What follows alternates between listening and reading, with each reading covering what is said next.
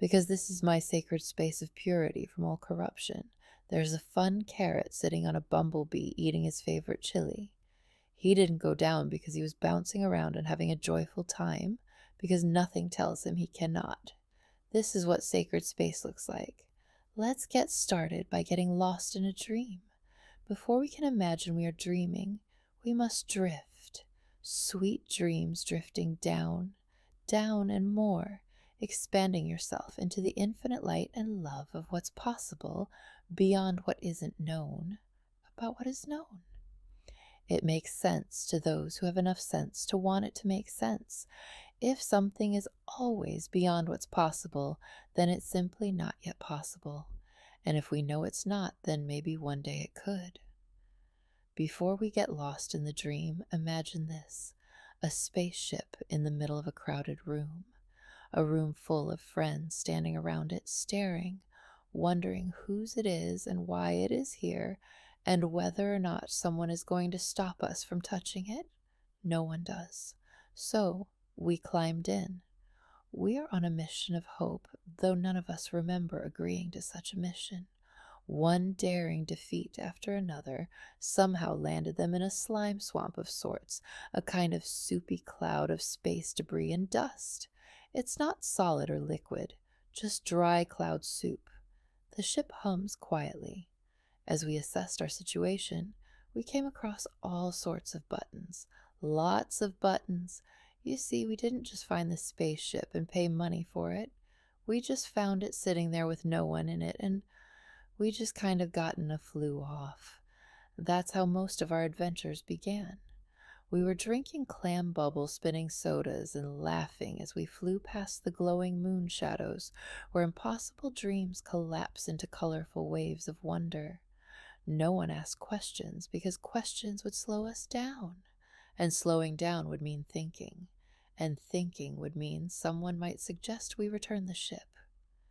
Before going to the zoo, and no one remembers why we were going to the zoo, we found a part of a mummy's foot floating in space. So we took that too, and then we found more like it, and now we are not entirely sure whether we are explorers, collectors, or thieves, but since no one has stopped us, we continue forward anyway. So now what do? We continue until we find a zone where everyone can see what we're going to do. I'm going to be the king of the zebras, someone shouts. Silence, then laughter.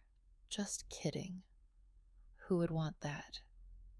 What would you even do if you were a zebra king? Ride zebras, make zebra laws, collect zebra taxes. Okay, so that is not what we are doing. What we are doing is finding the lost city of wonder. And yes, it sounds like a magic place, because it is. You see, we have 2 shoes, and now we know we need another pair before bedtime takes them away. That's how adventure works. You never realize what you need until you are already missing it. I have more than I'm capable of becoming, and I have a rather long way to go if there's anything more to be said about what's becoming of this enormous nightlight that keeps bothering the flies that keep me from thinking too long into the night. I don't particularly like flies. They don't keep me warm and they do not smell good. How it happened was I found out that if I just let them buzz without completely losing my mind and swatting them, which I always miss, and it burns up my energy, then I'm so tired that I'm too tired to sleep. So instead of doing something, I thought, why not just do nothing? And I did. What the buzzing didn't do was keep me awake. The flies warbled and the nightlight kept glowing and the world kept moving, and none of it needed my permission.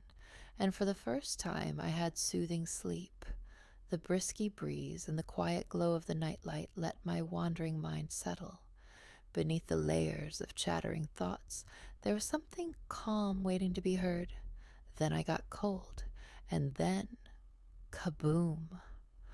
Oh yes, we're still on a spaceship. Someone found us.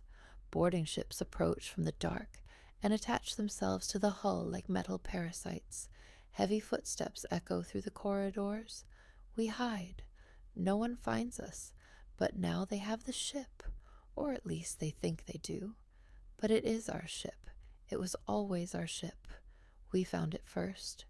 We believed in it first. We flew it into impossible dreams and colorful waves toward the lost city of wonder long before they even knew it existed.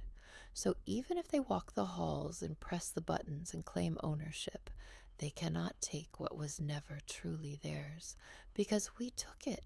And even if we took it without asking, I like it, and it is mine.